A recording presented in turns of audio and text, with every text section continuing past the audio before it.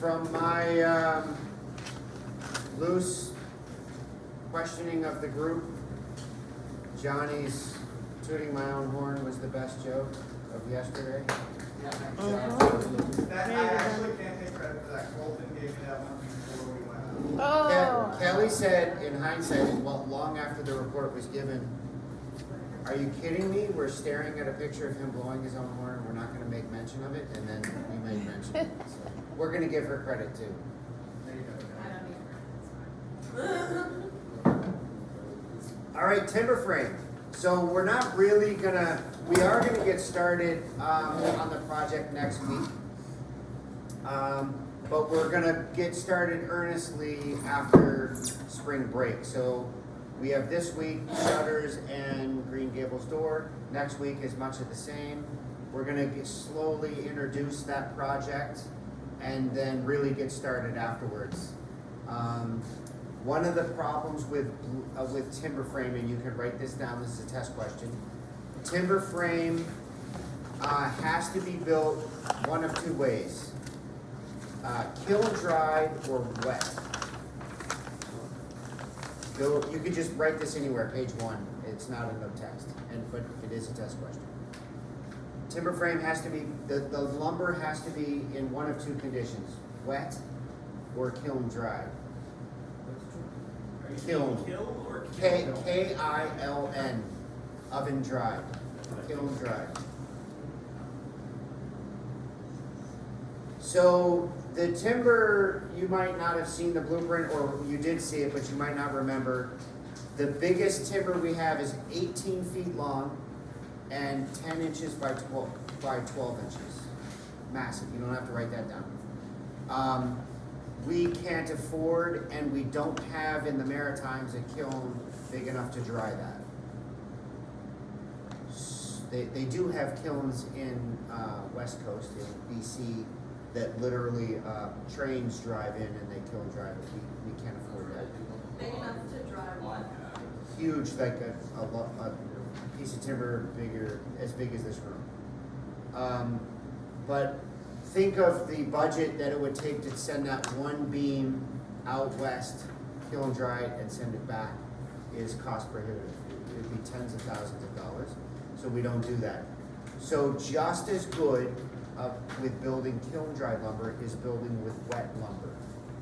So we always build our projects wet, and the vast majority of timber frame operations use wet lumber. So you can write next to that, cut down yesterday. The sooner I work on it, the closer I work on it to the time it was cut down, the happier I am. Why is that? So I can't afford kiln drying. It's not even available here in the Maritimes for lumber that size. And most of the time I have a mortise and a tenon, a hole and a plug, and I fit them in that way. And what I want is that joint to be super, super tight for its entire life. So when I put it together, thinking of that analogy of a box of straws, my wood was cut down yesterday, so it's very wet, very swollen, very big. I make a mortise and a plug and I put them in, and it's a very singing tight union. Then as it dries out, it starts to shrink, and that hole gets tighter, and so in theory, my project just gets tighter because it's shrinking and getting tighter and tighter. Yes? You know the show with timber framers in BC? Say again? The show with. Yeah, Timber Kings is one, and they all do the same thing. Do they use wet or do they? Wet, yeah. They have access to it, but you still have to pay for it. And you're adding tens of thousands of dollars to the project for no reason. So think if I did it opposite. If I had it dry and I fit it together and then it got wet, it's gonna expand and crack. So shrinking and drying is good because it's just making it stronger and tighter. But it relies on me building wet. Wouldn't the plug shrink at the same rate as the outside? Or, Yes, or yeah, so in theory, it's sort of stays the same. tightening itself up, yeah, like shrinking around itself, staying the same.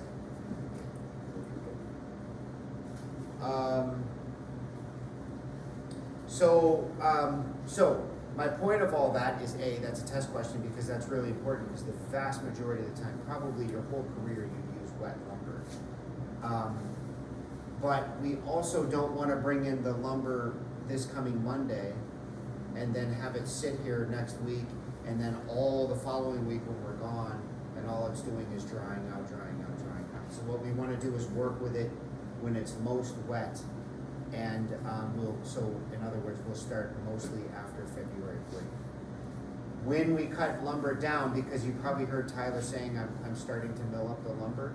Tyler's making the lumber for this project, if you haven't heard that.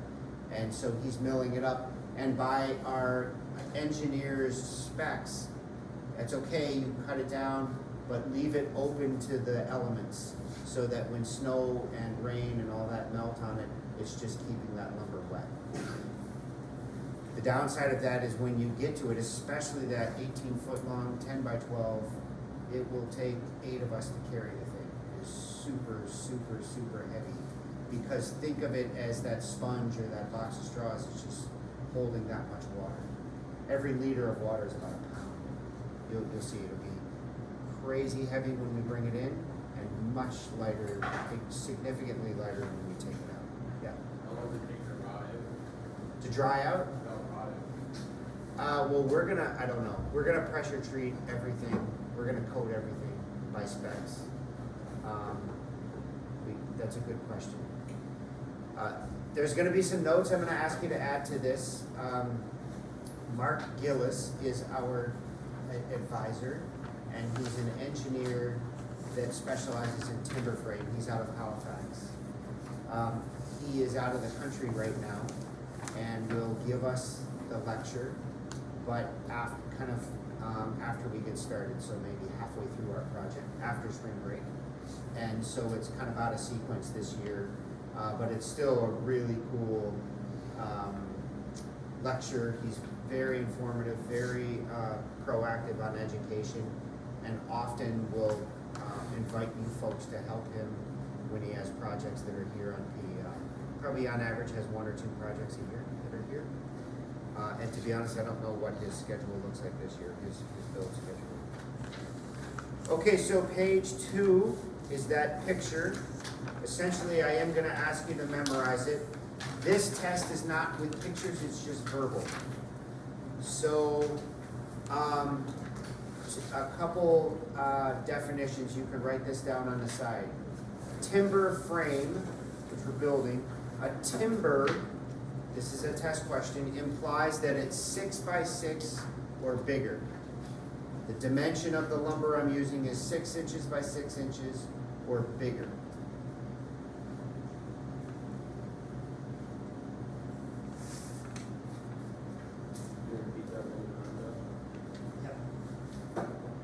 The term timber frame, we're building timber frame, implies that I'm using 6 by 6 timbers or larger.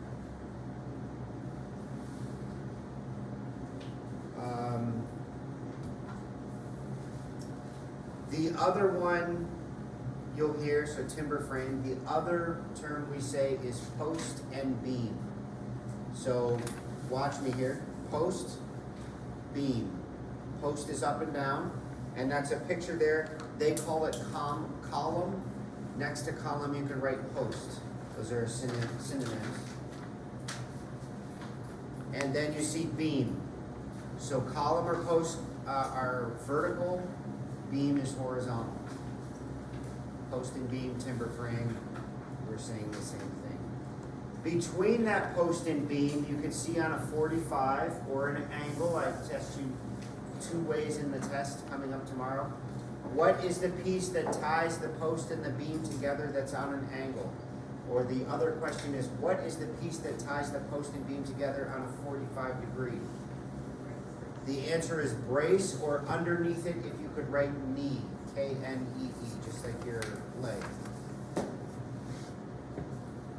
Both of those terms are accurate. Locally, in the Maritimes, we call them posts, not columns, and we call them knees, not braces.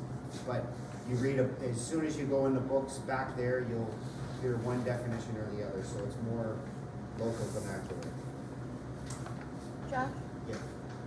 So a knee can just mean the angle, not the L shape?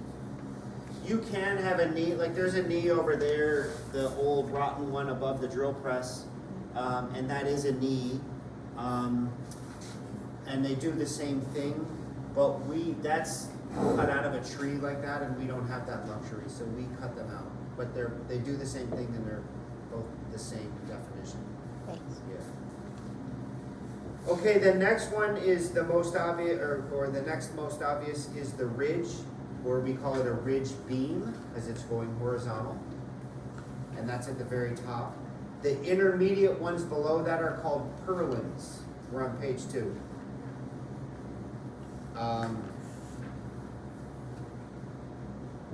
And then a rafter, just like your house, those make the peak of the roof. Yeah. Is the one below, the one labeled Berlin, also a Berlin? Yes. Purlin, all those are purlins. You don't have to write it down, but because our structure is very square, there's no roof, so we don't have rafters, we don't have a ridge beam, all that sort of stuff. We've kind of mixed up our definitions. This is with Mark Gillis's blessing. But we call the beam on the front face, the beam that's darkened, we call that a beam. And the one on the side face, the one that's light or white, we call it a girt. You don't have to write that down, don't get confused on the test. We're going to, next week, one thing we're gonna do is really wrap our head around the definitions of what we're building and get you to take ownership of what that is. Okay, so on page 3, there's some blank space down below, so I want you to write a few things down. Often, timber frame is mortise and tenon. You probably all know this by now, but the mortise is the hole, and the tenon is the plug. And they fit together. The tenon goes inside the mortise. You're all good with that? So I'll ask a test question about which one's which. This one you can write down, because we're gonna do a lot of this in our project. See how my mortise has a cutout in the bottom where I'm tapping with my ring finger? That's called a shoulder. The shoulder, if I can line it up just a sec. The shoulder slips on. So here's my beam has my mortise and my shoulder, and the beam shoulder fits over the post. And what that does is keep things centered, keep those locked together, and ties in the mortise and tenon. So you should have 3 definitions: mortise, tenon, shoulder. Good with that? We have 2 more definitions. One is a peg. So, okay, wait, I'll get back to that. This is another definition. This is a through mortise. I can see you through that hole that goes all the way through, and it's called a through mortise. So therefore, my tenon can do one of 2 things. It can either go all the way through my beam, all the way through the mortise, or it can stop flush. But I see it from the other side. The hole goes all the way through. I also have opposite of, or different than through mortise, I have a blind mortise. So there's a mortise and tenon in there, and it looks like that dotted line if you had X-ray vision. Through mortise, blind mortise. Is that one flush with the? No, it goes in, typically they go in halfway. You can see, I don't know if you can see the dotted line from there. That's where my mortise is, and tenon. And then I need to lock those together. So you should have through and blind mortises. That's another 2 definitions. And then I need to lock these together, traditionally with timber frame. It's all wood on wood contact. There's no other materials, no glue, no metal fasteners, anything like that. So our fasteners, you know, if you kind of think of it that way, this is my nail or my screw, is called a peg. So I'll ask for a definition on that. So my peg, that's those two round dots. I literally took a piece of oak, put it on the lathe, spun it, and pounded it through. And those go all the way through, that's to the other side. And then I saw it flush on both sides. Good with me so far? You can say for the peg, offset holes. Just write that down and I'll help wrap your head around that in a second. Pegs go into offset holes.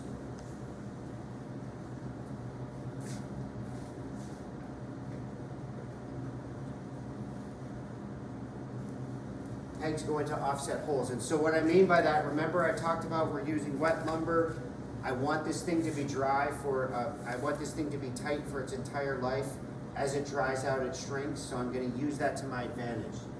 You can imagine that I took my post that has a tenon on top and my beam that has a mortise in it. You all with me? And then I want to peg it so it stays like that forever.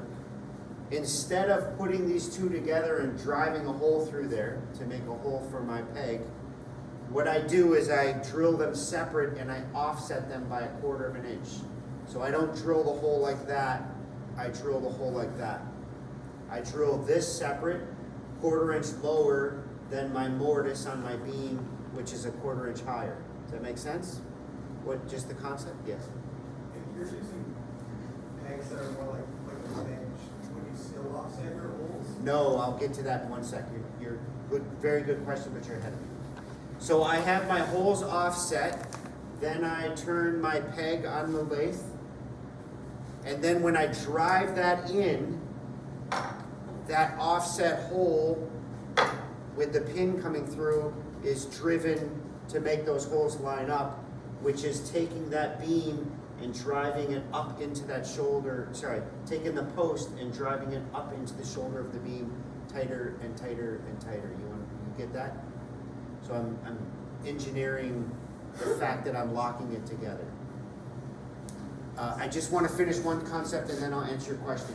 That picture there, what I just explained, is traditional timber frame or post and beam. We are going to do a hybrid, which means we're using traditional techniques and modern technology and tying them together. So traditional, and I'll get to hybrid in 1 second, but it is on my list to cover, so I'll do it now because Johnny was asking. Here, this is an example of using a wedge as opposed to a peg.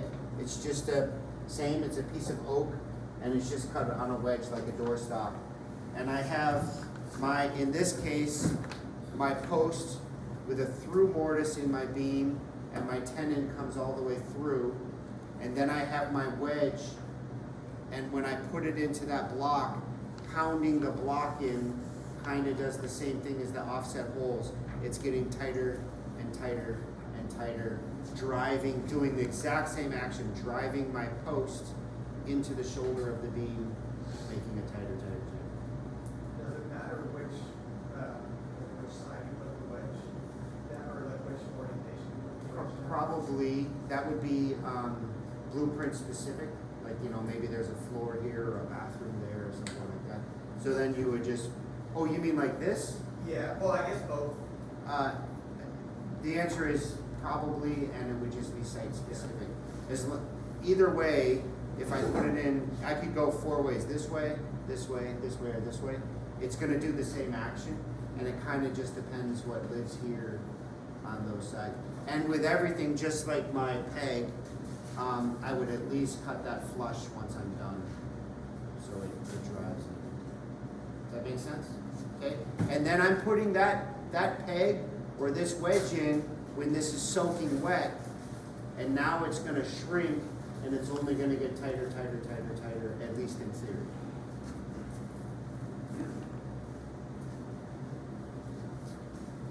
Okay. So my next piece is if I have a hybrid, and we're going to do hybrid this year, then what we can use are lots of different things, and it's all engineered. 100% of the decisions are made by Mark Gillis. Like, we tell him this is what we'd like to do, and he'd say, okay, but to be safe and not kill people, we have to do this or that or whatever. So these are his decisions. But we have what's called tech screws, TECH, as in technical screws. I'll pass that to you. Just pass those around and have a look. Very strong. They are built. You can build That's a good piece of work right there. apartment buildings out of them. So That's very, cool. very strong shear strength, or what we call DIN. And you can see, if you look at them, they're engineered pretty significantly. A large shoulder. They have a large flat shoulder, so it slips. I can have a piece of wood that thick without even interfacing it. You can see a very coarse thread on the front with a notch cut out of it. So that notch means I don't have to pre-drill. I could just drive that right in and it's making its own hole. Then you can see at the top of the threads, it's reverse thread. So what it does when it drives in, the reverse threads fill the hole back up with wood, making it more waterproof. And a large head on the top of the screw to grab, so very strong. And then again, the shear strength, it's very difficult to break it. Typically, screws are very brittle and break very easily, where this is very strong. These little guys, we're using all ones bigger than this. That's a $5 bill right there. So $20 floating around the shop right now. Yeah. Tech screws, technical screws, TECH.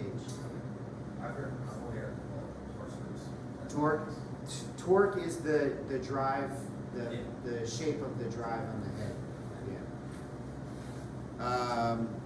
So you'll see in the blueprint next week, fastened with tech screws. And then there's even specific ways they have to be screwed in, and we'll teach you all that. But that means that we're doing a hybrid, a kind of a cross between traditional joinery and modern technology to give the best piece. Kind of thinking about building failures, and I build a big wooden structure at the top of a mountain that's exterior the whole time. What am I worried about with this guy?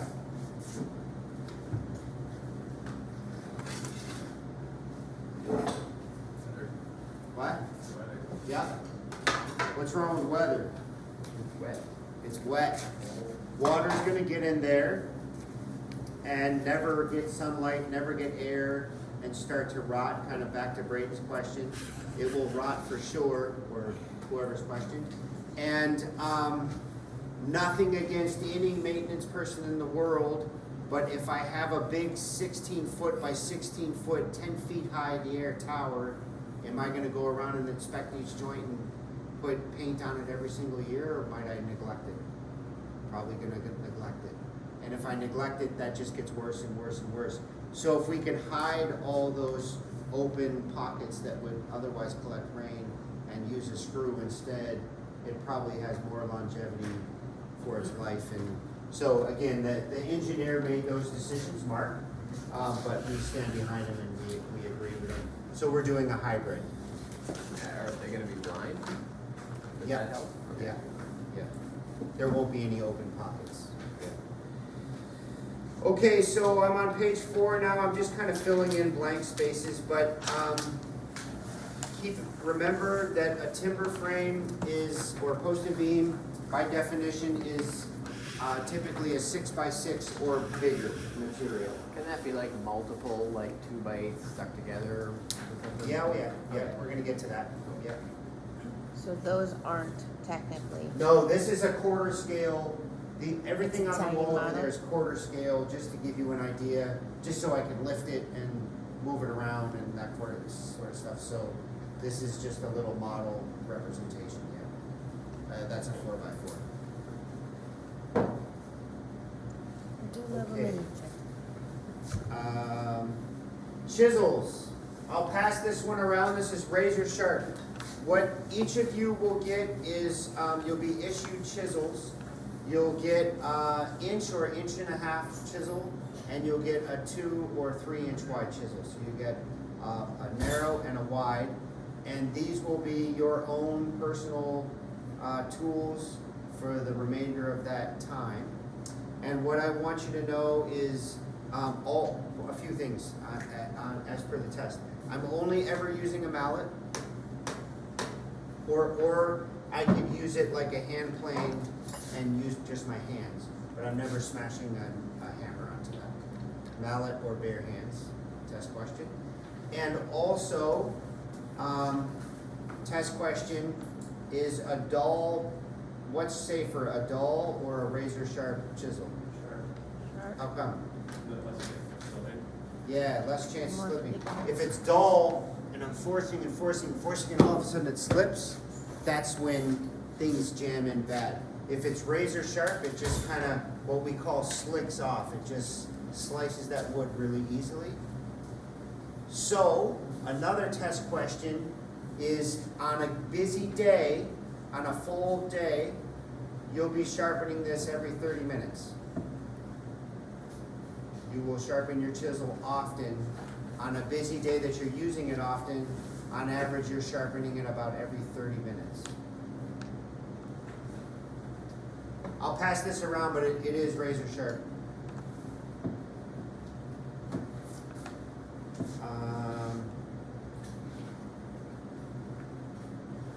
Everybody okay with what I'm saying so far?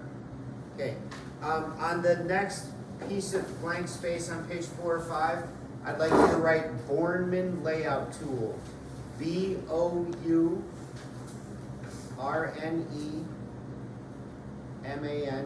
Bornman, B-O-U-R-N-E-M-A-N, layout tool. And exactly like we're doing in our project here is real to life. Timber frames are so big and so labor intensive, it's very rare that one human would build them on their own. Go ahead. So I'm over here building this, and you're over here building this, and I'm putting 40 hours into this, and you're probably realistically 8 hours into this, and you're putting 8 hours into this. And if they don't fit when we're done, we just wasted 16 hours. So I want to make darn sure your tenon fits my mortise. So everybody's going to read their tape measure different. Everybody has stupid human errors. So how do we maintain that? Bornman layout tool. So what this is, I'll pass this around. You can see on the edge it's delineated. 2 inch, 3 inch, 4 inch, 5 inch. And sure enough, if I put a piece of wood to it, there's a 2 inch mark, 3 inch, 4 inch, 5 inch, 6 inch, etc. I also have a shoulder. This one's a 1/2 inch thinner than this one. So if I use this face, it's on 1/2 inch increments. If I use this face, it's on full inch increments. So if I said, student A, cut your mortise at 2 inches by 4 inches, and student B, cut your tenon at 2 inches by 4 inches, you're to be using this. We have 4 of them. You're to be using this as your measuring stick, not a tape measure, because there's far less chance of screwing it up, far less chance of human error going in that. And that's called a Bornman layout tool. And that was invented, you can look it up, I think it was in the 50s by a gentleman named Bornman, who was one of the pioneers of modern timber frame.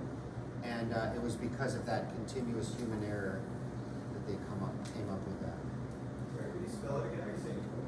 B-O-U-R, yeah, like Jason Bourne, the superhero. N-E-M-A-N, Bornman layout. I'll pass that. Mortise is M-O-R-T-I-S-E, mortise.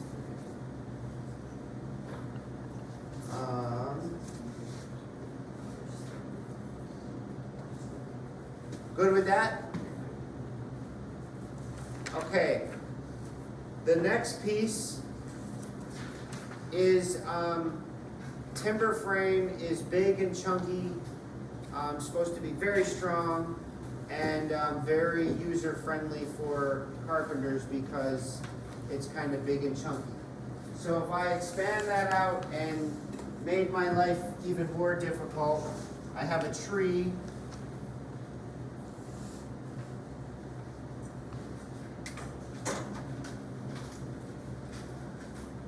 Like that, and I want to make a timber frame out of that.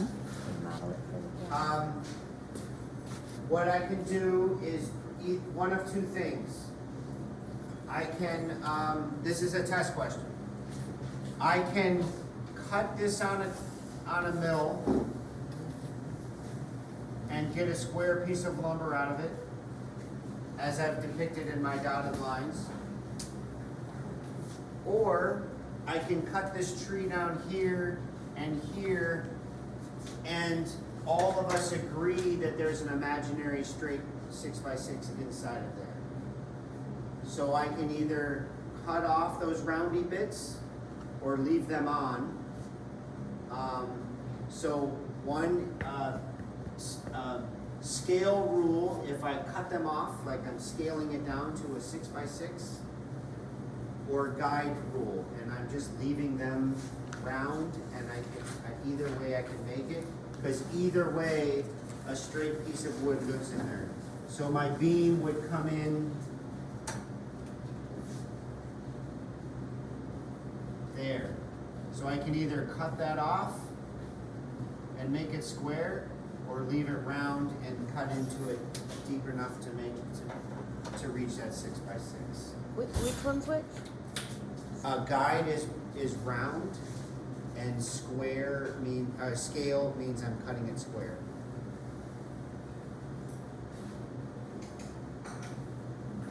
So I think the test question is something like, I can build this, I can use that tree trunk and build a timber frame by leaving the roundy bits on, true or false, and it would be true. Guide round and what? Circle? Guide is round and scale is square.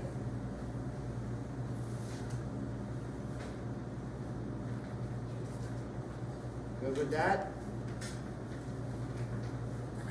Okay, checks and splits. If I don't have any wood here right now that has any problems with it. Yes, I do. Here's my tree that's growing out of the ground. And and it's a swollen sponge, a box full of straws, and they're all wet and full and swollen. And so it's big and round. And then it dries out and it cracks. When it dries out, that space has to go somewhere, and when it starts to shrink, cracks appear. So you can see there's a crack there. We call that a crack, or technically a split or a check. You can write that down. And splits and checks are not a problem for timber frame. The structural integrity is still there. I don't remember the question exactly, but posts can have splits and checks, posts and beams can have splits and checks, no problem. They're still plenty strong. I'll get to you in 1 sec. Think of this box of straws, just pretend there's 1,000,000 straws in this box. All 1,000,000 are still there. All 1,000,000 are still intact. I just took those 1,000,000 and put a little wedge between some of them right there. So I still have the same amount of strength holding that up. And that's the principle of timber frame, that its size, its girth makes it strong no matter what happens to it, essentially. Is a split and a check two different things or No, the same thing, different Okay. word, different names. Split, check, and crack. Crack is not technical. A split and a check are, and they're all saying the same thing.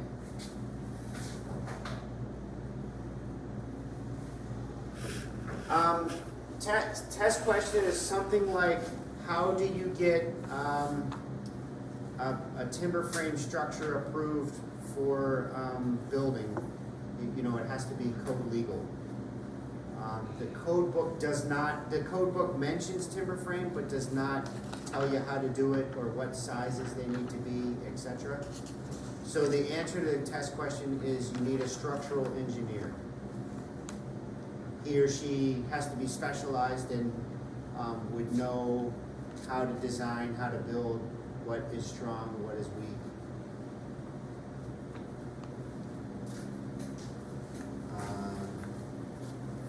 For example, you can write this down.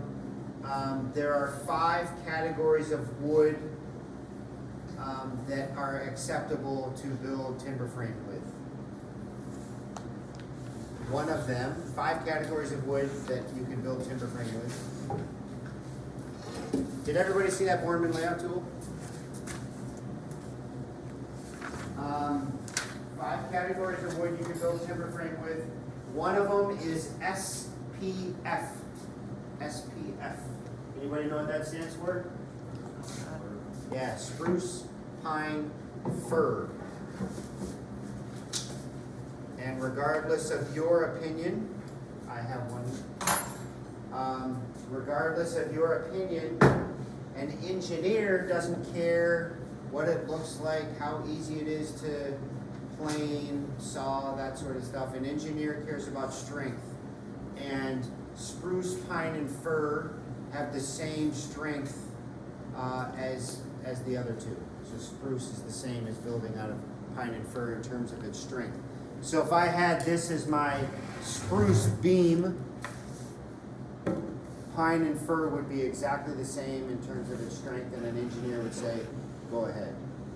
So that's one of those categories. There's 5 of them. The test question is how many are there? Okay, we're kind of into page 6 and 7 and 8. We're talking about decking there. We're definitely going to have decking on our structure.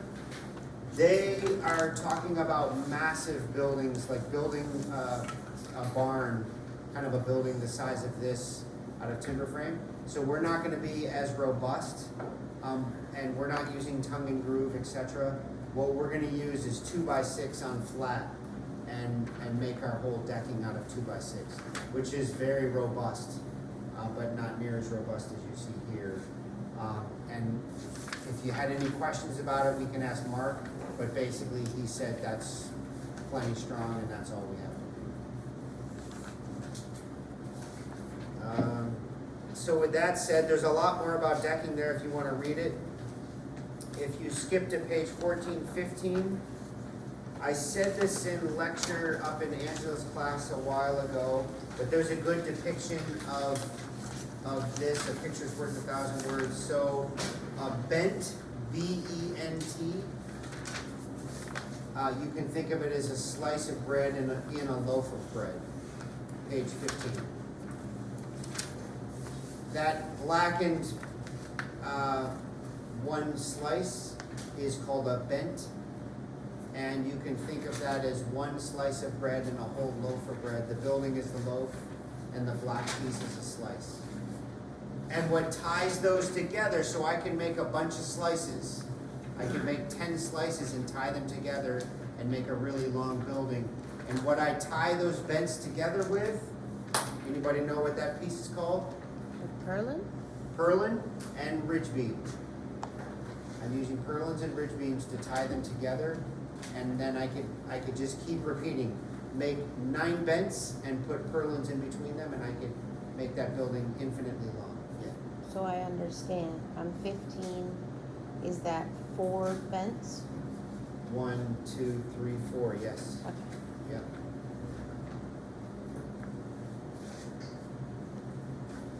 On 15? Page 15. There's kind of that, you could think of it maybe as a front porch or a sun porch. So that's one, there's 2 bents that size, and then there's 2 bents the main house size, making 4 bents. Bent 2 and 3 are on the same plane, roughly. Okay. You with me? Yeah, there's just like one piece of wood that goes across it, Yeah. and it's 2 bends. Oh, like Not this really. shape. Yeah. Got it. But you see if it's Oh, just yeah, like one yeah, piece it's of wood not. that goes. Mm, It Like, could yes, also, This it's one more piece of like wood a 3.5. Kind of. Goes the whole way across. but that one does too, that one does too, so this is bent 3, Okay, it is and good. this is bent 2. Cool. You with me? Yeah, yeah, yeah. I see what you're saying. It's counterintuitive. It is confusing, I don't know why they. That's cool. Yeah, no, it's okay. There won't be a bent counting. Oh, okay, page 16, if we're good to move on, we start to get into hybrids, and I'm not gonna test you, all my test questions are already done, so from now you can just either tune me out or be of interest and listen. Hybrids, One or the other. hybrids are very, very common, they're more common than not. Why? Because, if I make a ski chalet out of this, I'm kind of nervous. Yeah, I think that works. Or I can make it out of steel and be really, really secure in the fact that it's not going to collapse and kill someone. So very often, people want the beauty of this and the structural soundness of that.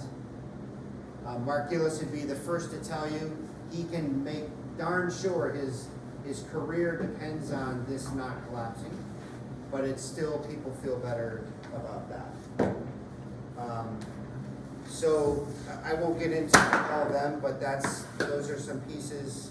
Basically, if it's steel or any kind of metal connector, you're into hybrids. We get into glue lamps, so we were talking about, I'm on page 19, we can make a beam as big as we possibly want. We basically make a piece of plywood out of huge chunks of wood. Think of the layers of plywood being a 2x6, and I can just keep stacking them with glue and a press and making that as big as possible. You can see that dome-shaped building on page 19 that they're doing. Someone here worked in the Armory in Halifax. Wasn't it you, Braden? Did you work in the Armory in Halifax? No? It's a huge building. It's not as tall, but it would be 2 stories of this building, and it's all wood, and it's built out of glue lam. Massive, massive building. They make airplane hangars out of glue lam.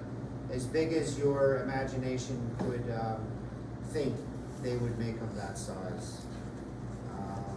There's another great picture on page 23, that's a crane and 2 humans walking underneath that. That's all glue lamp.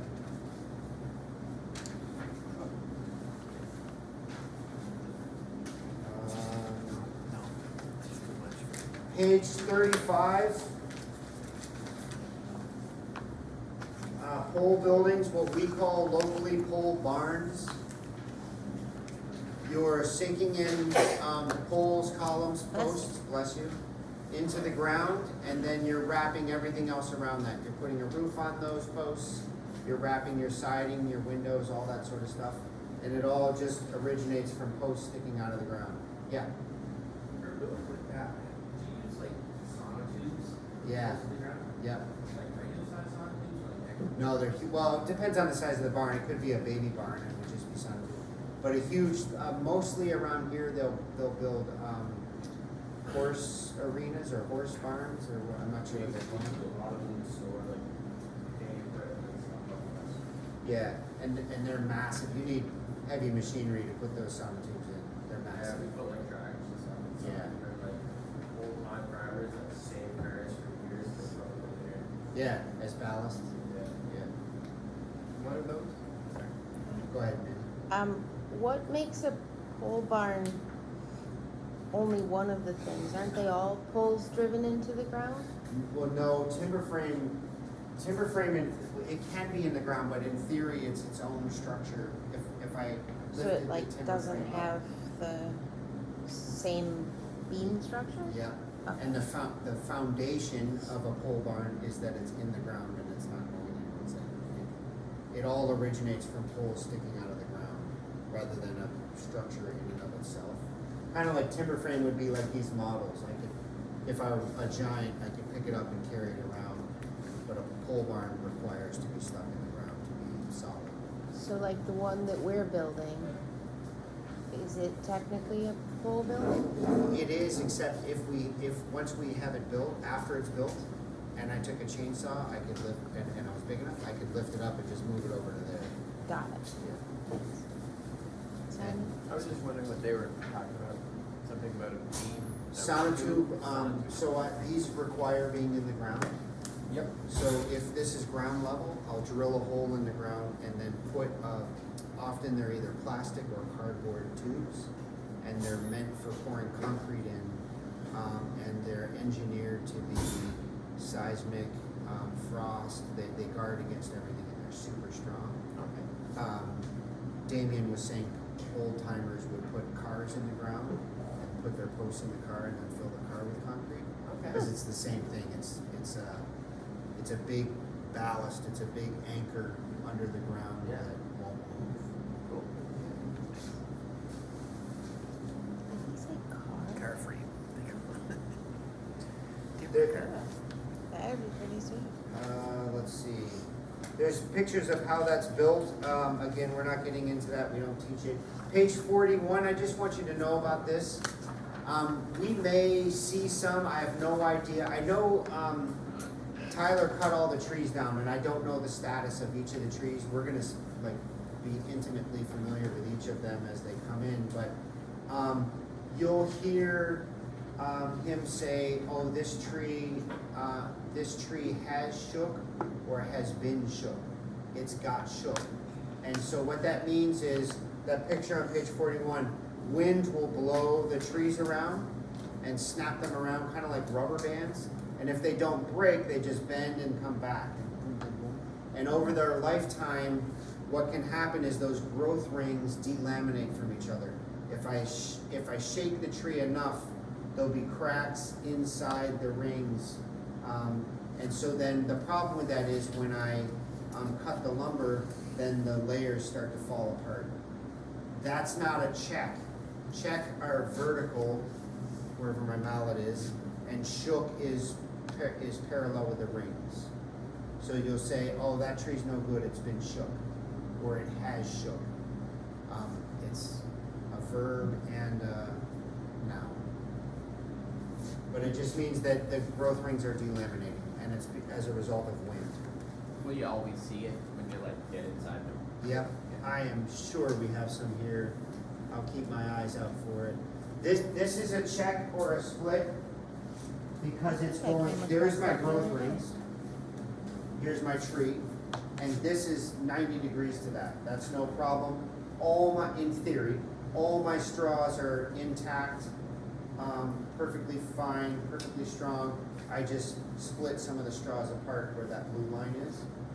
Whereas if you saw a crack going around in a circle, what would happen is that whole quarter of the log can fall off because there's nothing holding it together.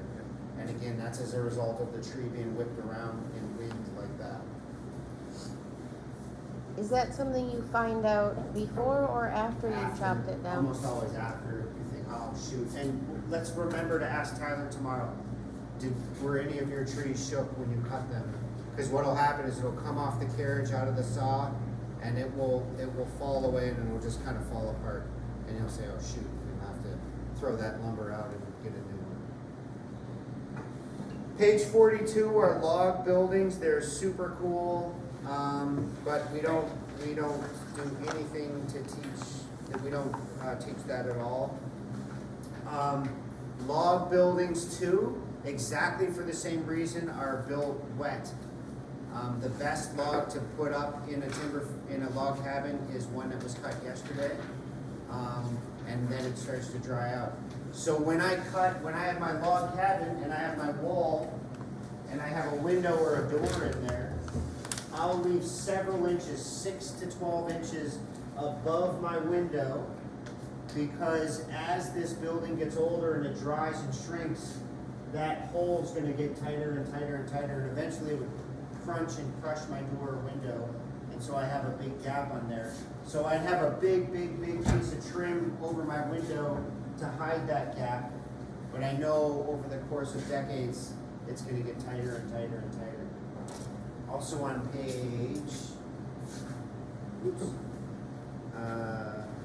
45, you can see that the logs are bolted together, and most of them have bolts and springs associated with them. So as the logs shrink, and tighten up, the bolt is spring loaded and will go down with the log but not come back up. So, you know, over, say, 4 years, it'll tighten and then lock back down. Another 4 years, it'll tighten and lock back down, knowing that that building's gonna get shorter and shorter because we're using wet logs. Yes, there's a good picture on page 47 of what I'm trying to describe.